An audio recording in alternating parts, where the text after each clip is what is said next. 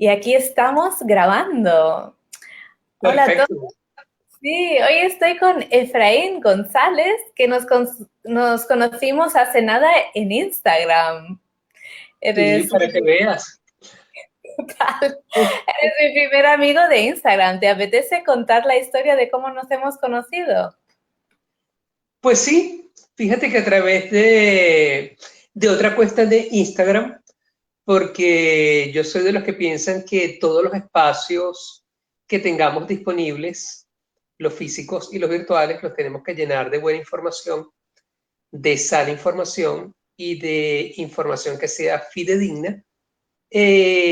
Trato de llenarme y tener una buena interacción con mis seguidores y a los que sigo con información alrededor del yoga y la medicina.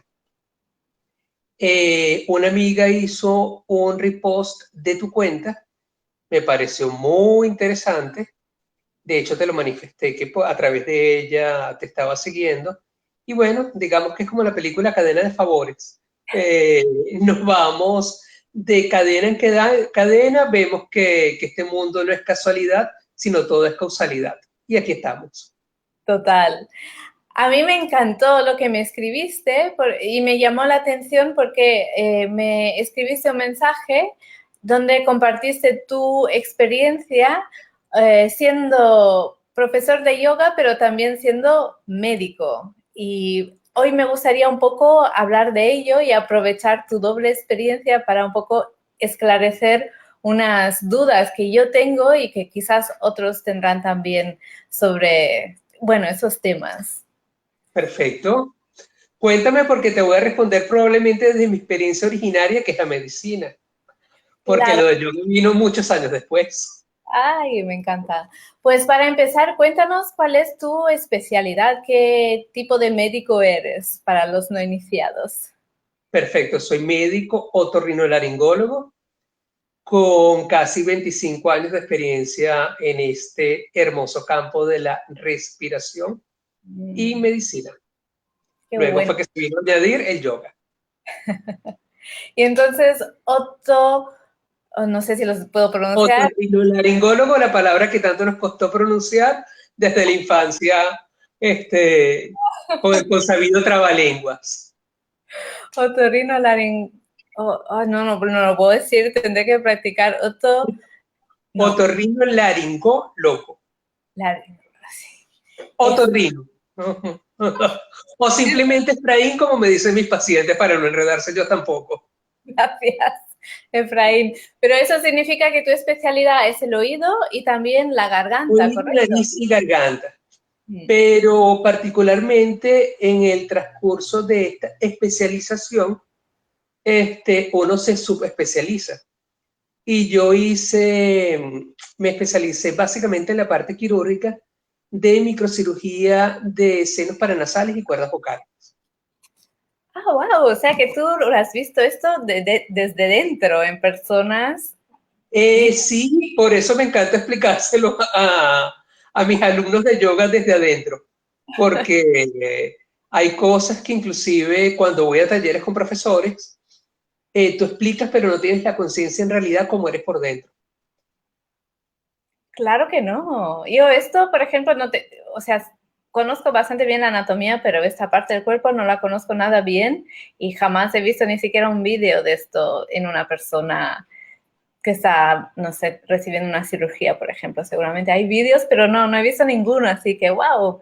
Sí, pero es bien interesante. De hecho, yo le muestro a mis alumnos y si revisas en mi cuenta de Instagram, hay varios videos incluso en 3D sobre cómo es esa dinámica respiratoria que tenemos que conocer en el yoga los profesores y los alumnos, porque el tratar de integrar ese conocimiento médico en nuestra práctica como alumno y como profesor para mí es básico. Sí. Ahí es cuando tú te das cuenta cómo no llegas a ciertas asanas porque estás utilizando el tiempo respiratorio equivocado en la ejecución de la misma. Y obviamente ese conocimiento me lo da la medicina y a mí me encanta transmitirlo. Claro, a mí me encanta escucharlo y ahora entiendo mucho mejor tu gran fascinación con el pranayama, con la Y con respiración. la respiración. Sí. De hecho, yo soy, uno de mis hashtags es sin pranayama no yoga. Correcto. Ah, muy bueno, me encanta. Pues si te parece, a mí me gustaría hablarte un poco de otra faceta de tus dos especialidades y después vamos a volver a este tema porque te voy a pedir algunos tips. Um, Claro. Ahora me gustaría, nosotros entablamos conversación alrededor de unos posts que colgué en Instagram que era sobre cuál es el rol del profesor de yoga y te explico un poquito que a mí esa conversación la entablé porque a veces, cada vez más, a menudo de hecho, recibo preguntas que son así, todas son iguales. Me dicen, para tal patología, qué posturas van bien o mal. Y entonces, a través de esas preguntas estoy viendo que el punto de vista de la persona que me está preguntando da por hecho que el yoga eh, es casi como una pastilla, que te tomas una postura o evitas otra y esto va a corregir una patología o mejorarla. Y no estoy tan convencida de ello. Yo creo que el yoga como profesor es interesante trabajarlo desde otro lugar, no intentar tratar patologías que no entendemos para empezar, sino transmitir una práctica de yoga que sí que entendemos a través de nuestra propia experiencia personal.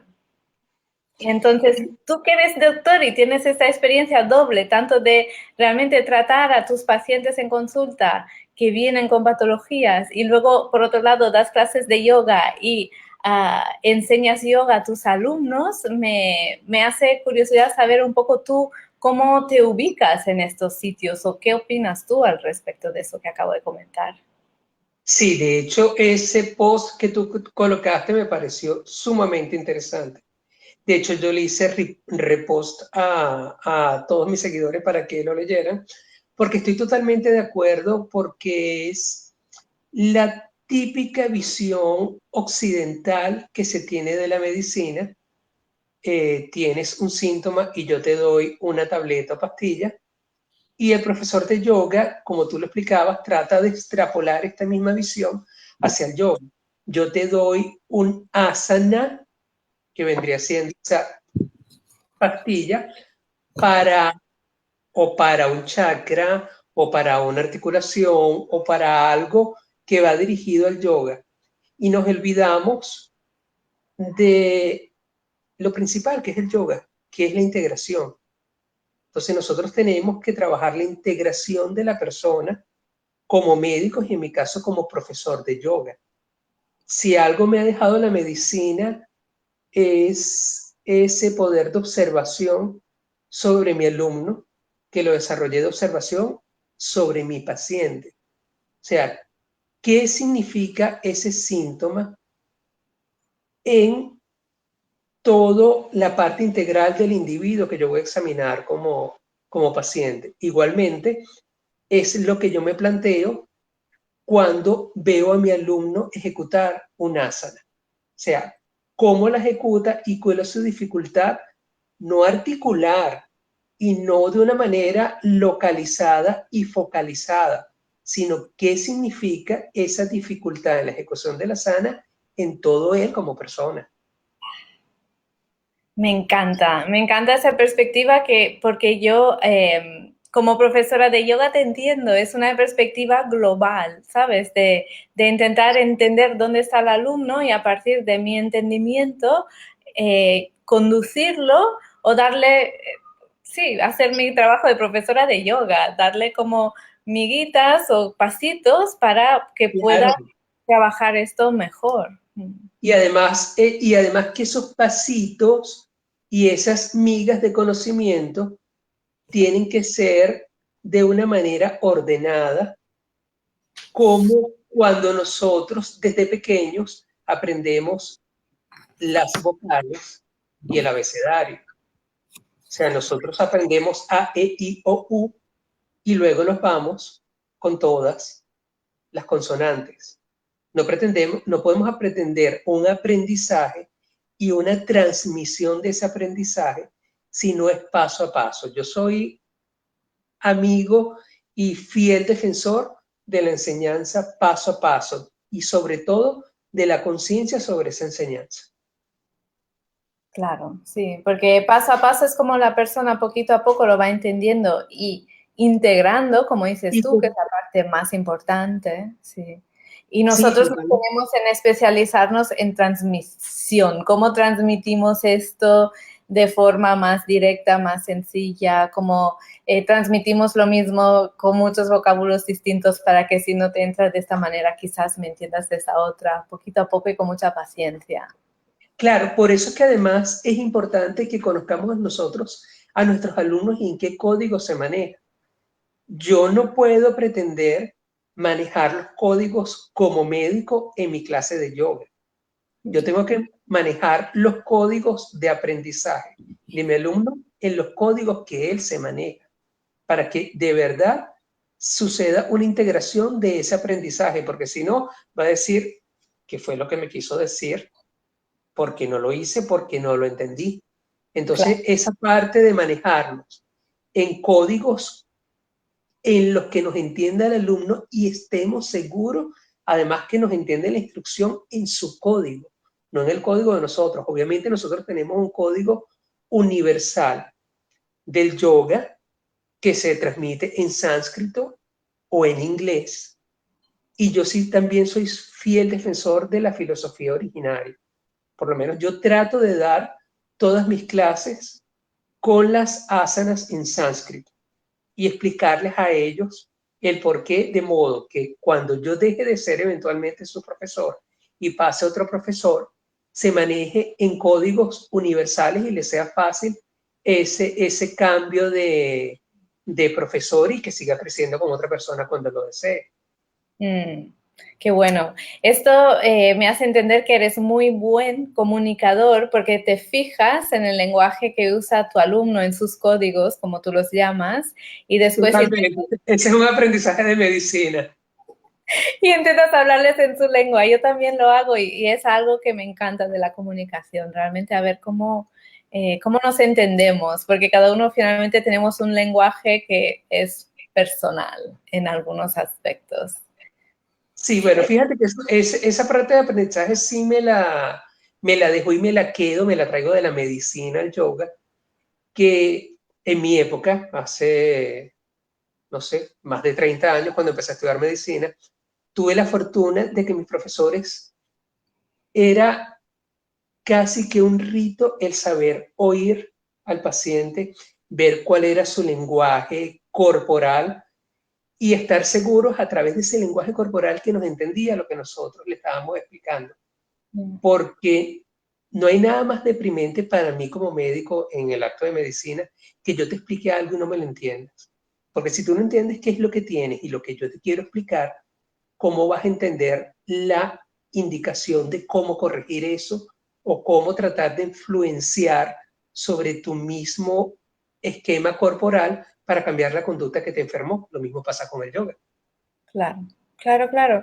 Y entonces, este acto de observación que tienes también desarrollado, y me encanta cómo lo explicas de forma tan precisa, este acto de observación, ahora vamos a cambiar o sea, en el ámbito de la medicina, supongo lo utilizas mucho también para crear, como una parte de crear lo que sería un diagnóstico. Y te lo pregunto porque creo que muchas veces los que no somos médicos y no sabemos nada de medicina, intentamos equivocadamente diagnosticar simplemente a través de las síntomas y sacamos muchas veces conclusiones demasiado rápidas. Como un ejemplo te pongo, me duele el hombro, seguramente el dolor viene del hombro y es muscular porque me duele en el hombro, cuando podía ser un montón de cosas que no tienen nada que ver con un músculo para empezar. Y eso no es un diagnóstico en sí, es una observación, me duele el hombro. Entonces, me gustaría que explicaras un poquito por encima, si puede ser, cómo es el proceso médico de realizar un diagnóstico. El proceso médico de un diagnóstico es primero oír a tu paciente y lo podemos trasladar en el yoga en oír a tu alumno. O sea, cuando tú ves que un paciente te expresa un síntoma y te voy a hacer simultáneamente la comparación con el yoga, o un alumno te expresa la incapacidad para realizar un asana, tú tienes que ver la totalidad de esa expresión que te está dando el alumno o el paciente en ese momento. Por darte un ejemplo, lo que tú me estabas explicando, me duele el hombro puede ser un dolor irradiado del cuello. Y resulta que el origen lo tenemos en cuello, pero la expresión la tenemos en el hombro. Igualmente puede ser un asana. Cuando alguien no llega a la alineación ideal para esa persona, fíjate cómo estoy utilizando el término para esa persona, porque no podemos generalizar y buscar el asana perfecta, porque el asana perfecta es quien la realiza con sus limitaciones o no, y la respira, sobre todo eso, quien respira su asana bien realizada y bien alineada, está bien ejecutado para su rango articular que tenga en ese momento, porque vamos creciendo en el movimiento en la medida que lo vamos experimentando. Si yo veo que no hay una alineación, por darte un ejemplo, en una Virabhadrasana 2, en el Guerrero 2, y no veo esa alineación de ese 90% que quisiéramos o que se acerque idealmente a esa alineación que tenemos entre el muslo y la pierna, probablemente el alumno, su problema venga de alineación de sus pelvis con la pierna contralateral. O sea, tenemos que ver, yo no me puedo quedar con nada más la visual de ese pedacito de cuerpo, que sería lo que estoy viendo desalineado. Tengo que ver todo el alumno en su conjunto para ver dónde tenemos que hacer las correcciones, porque probablemente la corrección no venga a nivel de esa articulación que estoy viendo desalineada, sino de todo el cuerpo o de una parte de ese cuerpo que acompaña esa desalineación de esa articulación en particular. Claro, entonces esto solo lo puedes averiguar a través de la observación, a través de... Sí, de la observación y por supuesto observar. de lo que me está respondiendo en ese momento, porque yo lo veo alineado, desalineado, me acerco, si puedo, converso con él, sobre todo si, dependiendo del número de alumnos que tengamos en la clase. Si es un trabajo obviamente privado, ahí es cuando yo le digo al alumno que aproveche todo lo que pueda para preguntar y para expresarse, y eso es retroalimentación del alumno hacia él y retroalimentación hacia mí como profesor. Todo lo que me preguntes, que yo te lo pueda responder o que tratemos entre los dos de ver qué es lo que está pasando. Claro, sí. Yo creo que no podemos evitar esta conversación. Cuando vemos algo en el alumno que no nos cuadra en la ejecución de su postura o el alumno siente algo que no le cuadra, ahí hay que entablar una conversación a dos bandos. Yo no puedo tener todas las respuestas sin antes escuchar lo que tú me tienes que preguntar o decir. Y creo que es importante no tener miedo de preguntar ni de entablar esa conversación. No, y además que quizás, incluso en un grupo, ese aprendizaje individual se puede trasladar a otros integrantes de la sala de yoga del grupo que esté haciendo la clase en ese momento, porque quizás no tengan la conciencia de lo que le está pasando a ese alumno en particular, y ahí sí trabaja la conciencia grupal en la clase. Cuando yo le estoy explicando a alguien, los demás dicen, wow, pero mira, esto me estaba pasando a mí y no me estaba dando cuenta, porque también me ha pasado en otras clases cuando veo que cuando veo el misma alteración en 2 o en 3 alumnos, yo sí prefiero detenerme y explicar y utilizar el props que necesiten ese momento para corregir y mandarlo a todos para que integren ese aprendizaje que esa persona está experimentando y volver una situación particular general en la clase, y así todos aprendemos. Claro, claro, sí, me parece genial, claro, porque normalmente todos seguimos, o sea, todos podemos aprender unos de otros y muchas veces, casi siempre diría yo, lo que nos pasa a uno le pasa a todo el mundo, o en el presente o en el pasado, o quizás le vengan en un futuro, pero son situaciones muy parecidas de las que todos podemos. Incluso probablemente nos haya pasado a nosotros como alumnos. Acuérdate que todos fuimos alumnos y todos seguimos siendo alumnos. Completamente, sí. Entonces, yo estoy súper curiosa. Tú que eres esto, tienes esta doble faceta, profesor de yoga y médico al mismo tiempo, ¿cómo te ubicas frente a un alumno que de alguna manera parece que te está pidiendo un diagnóstico y que me imagino así, sin más, no puedes realizar un diagnóstico? ¿Cómo te mantienes tú en tu lugar de profesor de yoga en la clase de yoga? Cuando entro a una sala y estoy sobre el mat, soy un profesor de yoga. No soy médico. Y eso significa que me imagino que no estás intentando ni curar ni diagnosticar a nadie de alguna patología. No, de verdad que no, porque aún siendo médico, soy un médico, como te expliqué, en un área muy particular del cuerpo y eso sí me parecería intrusismo querer diagnosticar muchas cosas que crea una persona que puede llegar a diagnosticar nada más con ver.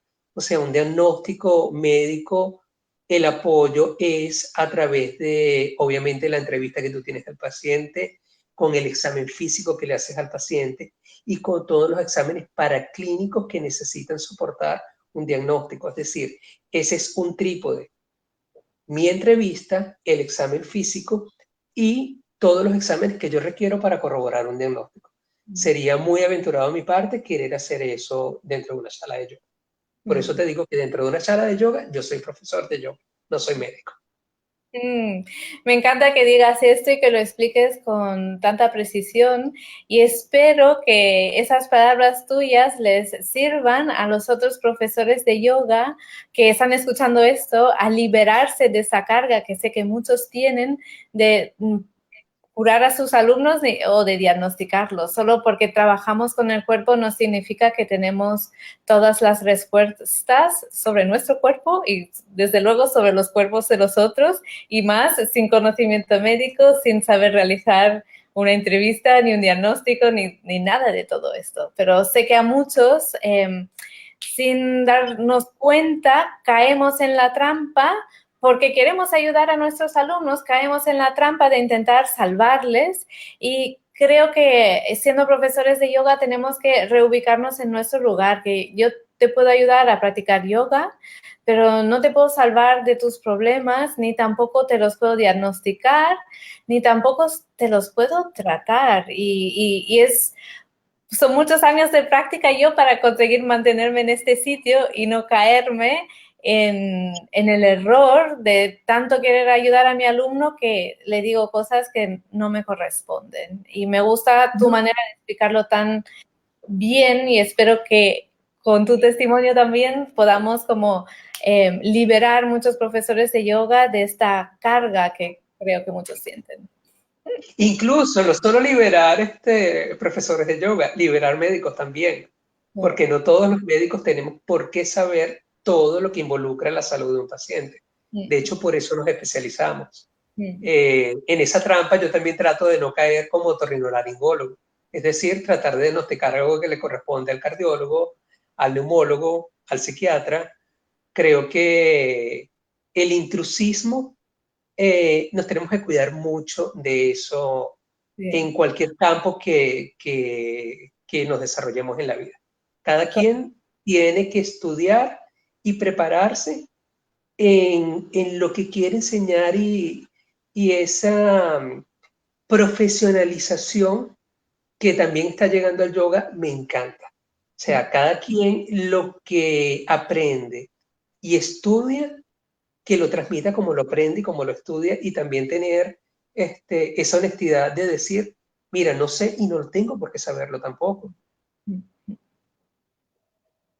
Sí, absolutamente, estoy súper de acuerdo con esto y me gusta que hayas usado la palabra ego porque Es un poco así y a veces pensamos que el ego es algo como muy grande, muy que le encanta el ser visto, pero a veces el ego es un poco también la inseguridad y lo hablo por mi propia experiencia personal, que a veces mi inseguridad me ha llevado a sitios en los que no debería ir y he aprendido obviamente de ello y ahora trato de no caer otra vez. Mm. El ego tiene muchas caretas, amiga mía. Así es. Pues, ¿qué más te quería preguntar? Yo te quería preguntar sobre tu fascinación con el pranayama, desde tu doble faceta, ay, a ver si lo puedo decir, otorrinolaringofaringólogo, no sé qué he dicho. Otorrino. Otorrinolaringólogo. Tendría que haber ensayado antes de citarte. No, no te creas. A todos. Eso es una de las palabras que yo creo que en cualquier idioma, cuando lo vas a llevar, es muy difícil de que te impregnes de esa especialidad hasta que no seas un paciente de un otorrinolaringólogo. Desde tu doble visión médica y yógica, ¿cuáles son los grandes beneficios de la respiración? Me encantaría saber esto desde tu perspectiva. Te voy a dar las dos perspectivas, como médico y como profesor de yoga. Genial. A través de la respiración consciente, porque vamos a estar claros que es un acto mecánico, como profesor de yoga, yo te tengo que enseñar a que hagas consciente ese trabajo mecánico y que sea una respiración lenta y profunda. Y eso es lo primero que le tenemos que enseñar a un alumno y que yo le enseño en la clase antes de hablar de asanas, de llamas, niyamas, todo lo que le tengamos que hablar. Dentro de una clase de yoga, le tengo que hacer que se haga consciente de su respiración, porque es la única manera como nosotros podemos involucrarnos dentro de nuestro sistema nervioso autónomo. Si yo logro enseñar a mi alumno los beneficios de una respiración lenta y profunda, lo estoy involucrando directamente en un estado de calma. Y a través de la calma, yo puedo disminuir esas ondas cerebrales y esa mente y cómo se mueven las ideas y cómo se mueven los pensamientos en nuestra mente. Y los va a llevar a lo que nosotros conocemos como los Yoga Sutras, el Yoga Chitti Vritti Nirodha, que es calmar las fluctuaciones de la mente y eso lo hacemos a través de la respiración. Sí, bueno, te digo que sí a través de mi propia experiencia personal. He llegado a disfrutar de mi respiración a unos niveles que no sabía ni que era posible, como una sensación física tan gustosa y luego observar también como de golpe todos los que eran problemas antes, era como, no, irrelevante.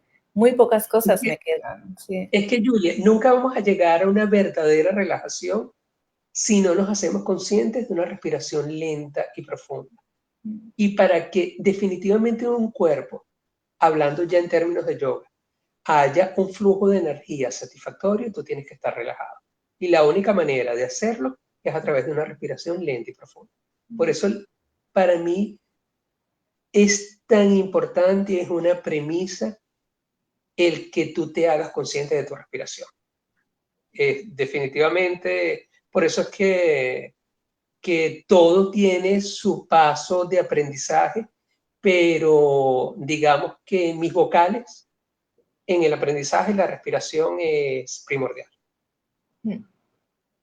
Sí, me encanta. Yo esto lo aprendí más en detalle cuando estuve practicando Ashtanga Yoga, porque tuve profesores sí, formados con Patabi Joyce hace mucho tiempo, profesores con mucha formación que su énfasis primaria era la respiración. Decían, las posturas de yoga son para simplemente retar el acto respiratorio. Entonces, sí, decían, no es más. Entonces, y he estado en clases con grupos mixtos en los que algunos alumnos tenían una práctica física muy, entre comillas, avanzadas, pero que no sabían respirar. Y he visto a los profesores tirarse de los pelos en plan, no, eso no puede ser, porque el sistema nervioso no está calmado y de aquí puede salir cualquier cosa. Tenemos que retroceder y empezar con la respiración. Totalmente, lo que estábamos conversando, el sistema nervioso central se calma es a través de la respiración. Y al igual que tú, yo causalmente entré en el yoga a través de las prácticas de Ashtanga. Ah, mira. Así que eso me quedó claro con mis profesores de la respiración. De hecho, mi primera corrección a mi profesor de respiración fue cuando me dijo que la glótica era una bolita porque no se conocía por dentro. Yo le dije, no, no es una bolita, es como una cortina. Y al día siguiente me aparecí con mi video de un paciente que le hice una endoscopia y todos los alumnos quedaron fascinados de cómo era por dentro y que no era una bolita, sino esto, los pliegues vocales. Ay, qué bonito. Que son estos que estamos, ¿cómo se dice?, estimulando cuando hacemos respiración Ujjayi, ¿es correcto? Claro, el Ujjayi lo que consiste son que mis pliegues vocales, mi respiración, que normalmente cuando inspiro se abre y cuando expiro se cierra, tratamos de mantener las cuerdas vocales en vez de una posición completamente abierta, las tendemos a hacer la respiración para que se haga el sonido con los dos pliegues vocales tensados y dejando un pequeñito espacio. Ahí es donde se me genera el calor de la práctica con este tipo de respiración. Qué bonito. A mí lo que he observado es que no siempre, pero a veces cuando todo fluye bien, he conseguido un estado mental tan bonito que perdura mucho después de la práctica. Salgo de la práctica en otro estado. Bueno, sales de la práctica de otro estado si realizaste Shavasana, que es lo que yo le insisto a mis alumnos y de hecho, yo en eso sí soy muy estricto y absolutista, que si tú no realizas Shavasana, no hiciste yoga. ¿Y por qué dices esto? Estoy curiosa de saber. Porque en el periodo de Shavasana es, sobre todo cuando realizamos una práctica física muy demandante como la Ashtanga, si uno estudia la parte médica de la Ashtanga, las diferentes asanas, en unas se involucra el sistema nervioso simpático, que es el activante, y en otras se involucra el sistema nervioso parasimpático, que es el que nos lleva a una línea basal de calma. Entonces estamos durante la clase, me acelero, me calmo, me acelero, me calmo. Y el momento de Shavasana es ese momento en que se integran ambos sistemas nerviosos, tanto la parte simpática como parasimpática, y llegamos al equilibrio del sistema nervioso central. Por eso es que la Shavasana es sumamente importante y es donde realmente se ven los beneficios de la práctica. Y por eso es que desde la antigüedad se defiende tanto la importancia de la Shavasana porque también tiene un criterio médico de por qué se debe realizar Shavasana. Por eso es que yo soy uno de los fieles defensores del yoga como una medicina originaria, cuando la estudias como tal. Ah, qué bonito. Qué interesante, ¿no? Entonces, para ti Shavasana es integrativa a nivel desde la perspectiva médica porque integra el sistema nervioso simpático y parasimpático de alguna forma. Totalmente. Y es lo que te va a dar verdaderamente ese estado de relajación post-práctica para complementar todo el trabajo que hemos hecho durante la práctica. Porque en la práctica hemos hecho un trabajo físico a través de las asanas, hemos hecho un trabajo físico y psicológico a través del pranayama y lo que va a terminar integrando todo eso como el yoga, que significa la integración total de la persona, es esa Shavasana. Total, qué bonito. Me encanta cómo lo explicas. Me ha dado otra perspectiva de la práctica. Sí, yo lo he vivido desde lo experiencial, pero esta conexión desde el sistema nervioso, pues no la tenía para nada presente. Gracias. Sí, no, por eso es que yo algunas veces cuando nosotros solíamos tener prácticas entre profesores durante un tiempo, talleres solo para profesores. Y sí me llamaba la atención que había muchos profesores que hacían todo el taller y toda la práctica, y a la hora de Shavasana enrollaban su mat y se iban de la clase.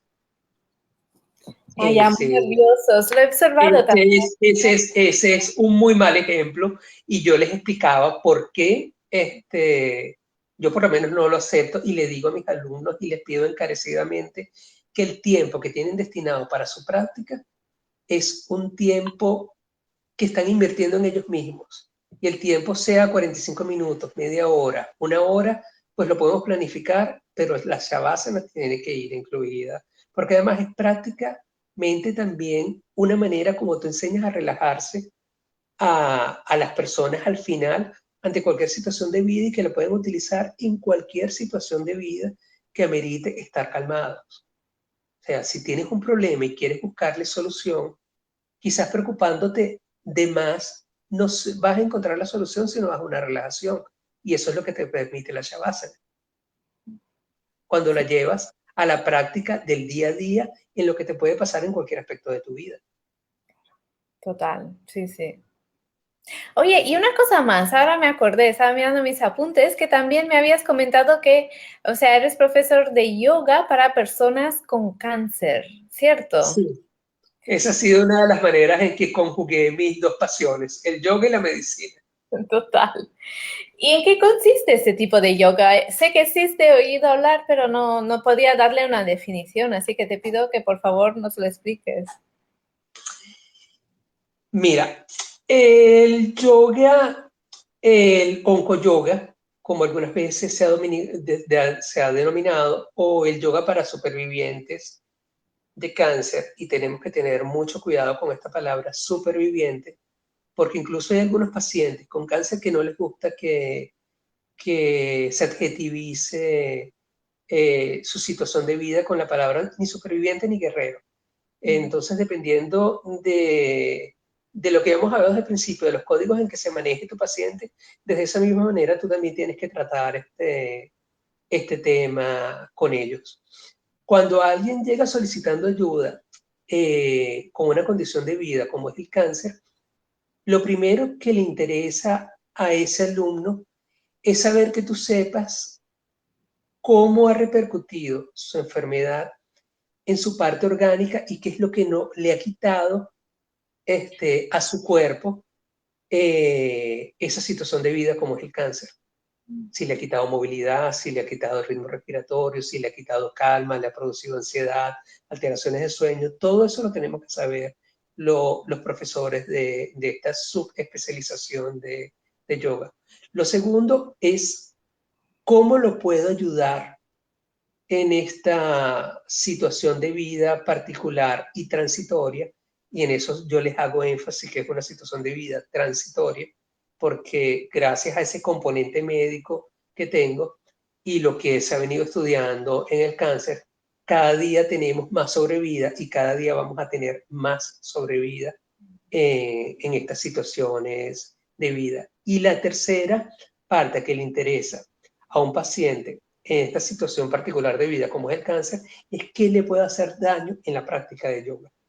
Claro. Y no todo asana que se realiza en una clase de yoga habitual la puede hacer un paciente con cáncer. Muy importante, muy interesante. Y esto sí me gusta, que el profesor de yoga, si quiere dedicarse a dar clases de yoga a los alumnos con cáncer, por favor, sí les pido encarecidamente que estudien, porque pueden llegar a hacer mucho daño Ya. por querer ayudar, y ahí sí vuelve otra vez ese ego con otro tipo de careta a querer ayudar, pero puede producir un problema en el paciente. Porque por darte un ejemplo, cuando yo estudié, la certificación para este tipo de clases, aún yo siendo médico me costó muchísimo porque habían cosas que yo había estudiado hace más de 30 años y que obviamente quedaron integrados en alguna parte de mi cerebro, pero tuve que otra vez releer y reformular muchas cosas con este conocimiento médico actual y con el que traía del yoga y decir, wow, qué complicado es esto, más de lo que yo me imaginaba, tanto como médico como profesor de yoga. Sí, es emotivamente me imagino que es muy cargado, es duro ver a alguien que está sufriendo, al menos a mí me remueve Sí, mucho. es duro, pero ahí volvemos al aprendizaje de médico que nosotros, yo particularmente he venido manejando esta situación desde hace mucho tiempo y encontré esa mirada cómplice, ese saber dar el apoyo desde la palabra, desde el silencio, eh, volver contemplativo con mi alumno de yoga como con cáncer, como lo hice eventualmente con mi paciente con cáncer. Claro. Sí, es como, yo tengo experiencia personal en eso, para nada profesional. Mi madre falleció de cáncer hace unos años y yo era su cuidadora principal. Me fui a vivir a su casa para poderla cuidar. Y fue para mí un aprendizaje muy bueno y muy a la vez obviamente duro. Y tuve que, ahí se pasea el gato por mi despacho, tuve que aprender a respetar al 100% ella, su deseo, su proceso, sus decisiones, aunque fueran totalmente en contra de mis valores, de lo que yo me imaginaba que haría en su situación, que nunca lo sabes hasta que no te toca, creo. Entonces empecé desde un punto como muy egoico, segura de lo que le iba a ir bien, de lo que le iba a ir mal, y tuve que aprender a callarme todo esto y realmente respetar su proceso y hasta vi que su proceso era de por sí inteligente, que esta enfermedad a mi madre le hizo mucho bien. Suena rarísimo, pero sí, le dio muchas cosas y hasta mejoró nuestra relación en una manera increíble. Y no sé. Totalmente, Julia. Lo que pasa es que hay situaciones de vida en que te hacen revalorar la enfermedad y qué aprendizaje te trae la enfermedad. Eso es lo que nosotros llamamos resiliencia, cómo Ah, yo salgo reforzado sí. de una situación adversa con las herramientas que tengo o que crecieron conmigo con la enfermedad. Y eso es sumamente importante. Y tú lo ves en el cáncer muchísimo. Sí. Hay lo que llamamos el pacto del silencio de, del alumno o del paciente, en mi caso, que inclusive va hacia la familia también. Llega un momento en que no quieren hablar de su enfermedad. Eh, la familia tampoco quiere hablar de la enfermedad y ese pacto de silencio se tiene que respetar y se tiene que honrar a través de la mirada y a través de la confianza que tiene que ir ganando tu alumno o tu paciente contigo. Mm. Qué bonito, qué respetuoso, qué bonito. Sí, Sí. yo creo que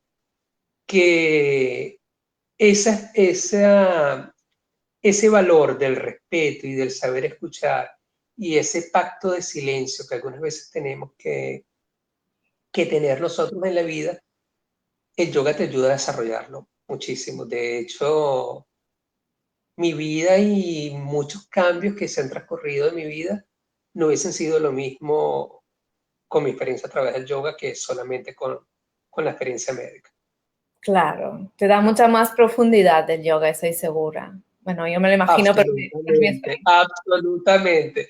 Por eso es que yo le digo a todo el mundo, el yoga, como me hizo a mí mejor médico, Al que es bombero lo va a hacer mejor bombero, al que es abogado lo va a hacer mejor abogado, al que es dependiente lo va a hacer mejor dependiente, te va a hacer mejor persona. Total.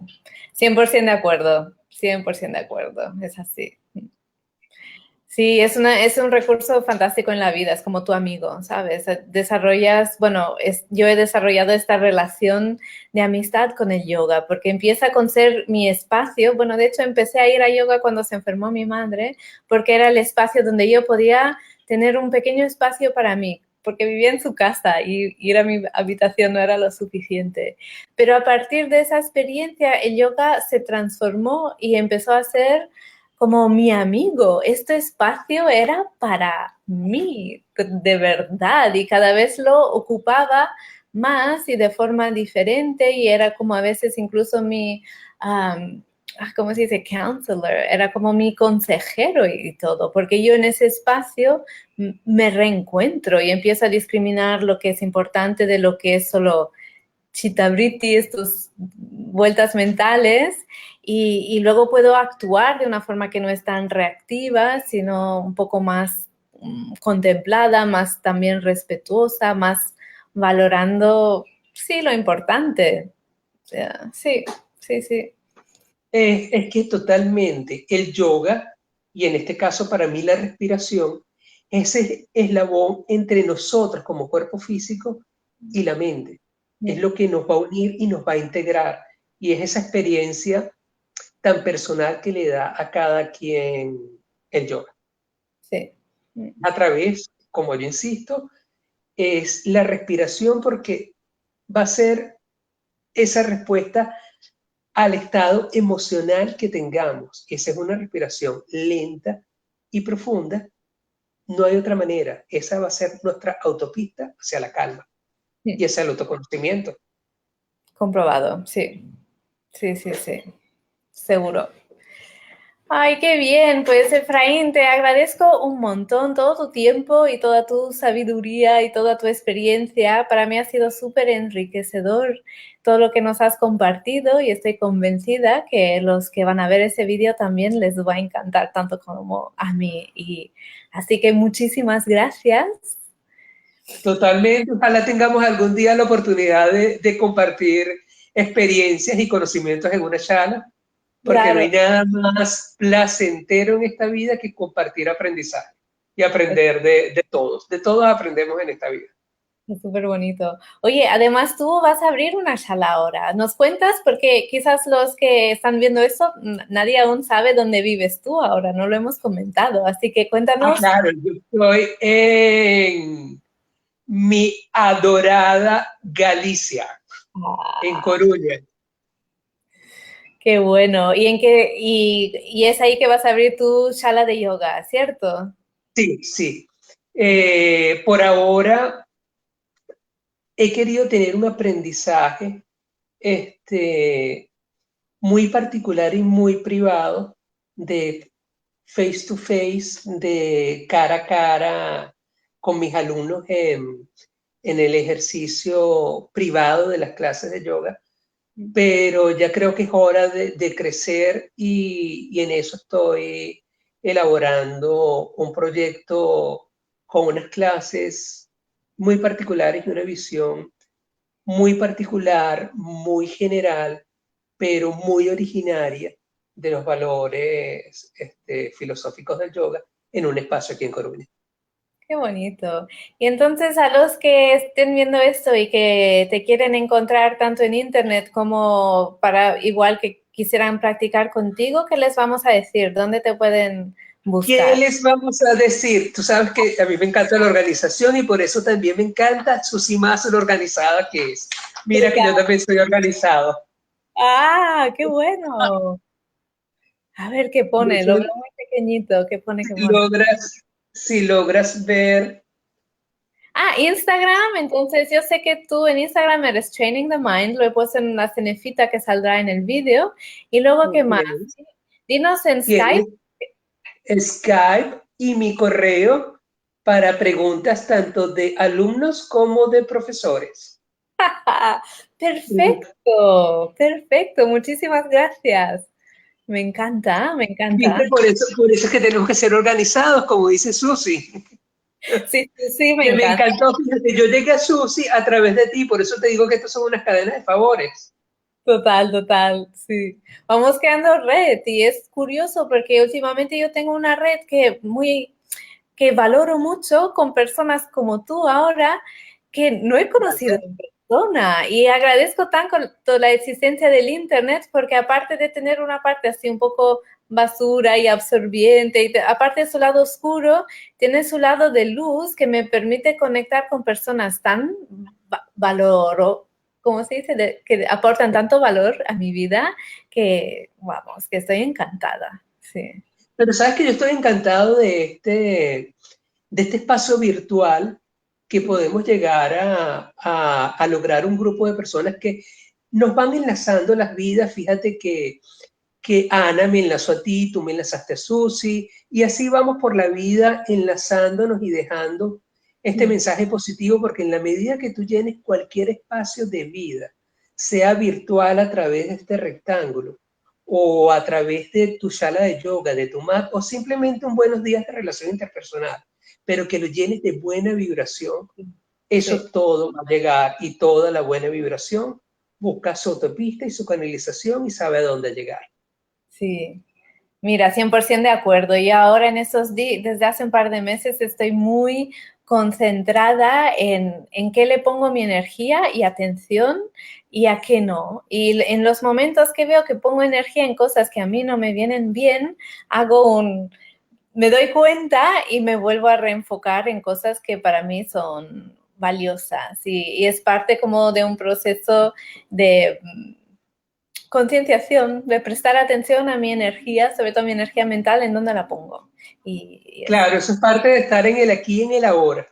Pero así, vamos a decidir quedarnos en el aquí y en el ahora, en lo que nos alimenta, nos retroalimenta y en donde podemos dejar una huellita, una semilla cada uno.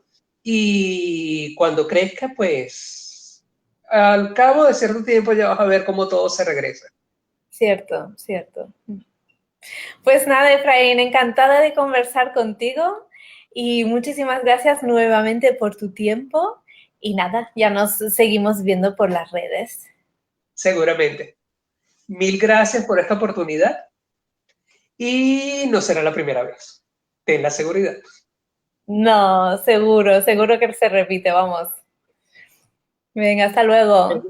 Saludos a todos los seguidores y espero que esta pequeña conversación haya sido de provecho y ya saben que estamos totalmente a la orden para dudas, preguntas y quizás no tenga la respuesta en ese momento, pero entre los dos seguro la vamos a encontrar. Cierto. Gracias. Bueno, cuídate Julia, feliz tarde, Que estés bien. chao. Chao.